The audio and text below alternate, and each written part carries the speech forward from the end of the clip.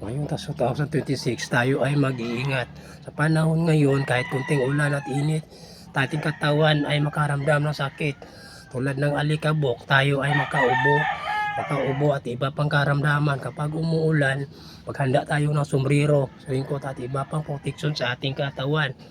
Lalo na itong sombrero, gamit talaga kapag ito'y umuulan, huwag nating hayaan na tayo ay maulanan at mainitan.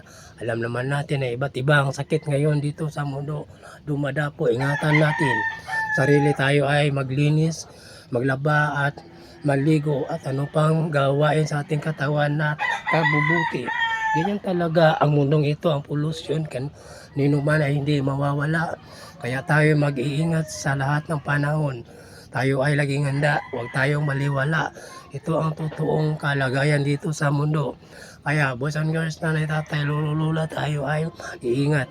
Handa sa kagamitan sa ulan at init na ngayong panahon dumarating 2026. Kaya iba-iba ang panahon natin ngayon. Ating katawan atin itong iingatan sa lahat ng oras at panahon. Ito ang ating buhay dito sa mundong ito. Kaya tayo ay laging handa. Thank you for watching. This time again, si Boy Daski dito sa mundo ko lang to ay mabati sa lahat. Magandang araw at sana tayo ay nasa mabuting kalagayan. Tayo ngayon ang loob, ang pag-asa ay lagi nandiyan. Trabaho lang, tuloy-tuloy. Tayo ay abot sa ating pupuntahan.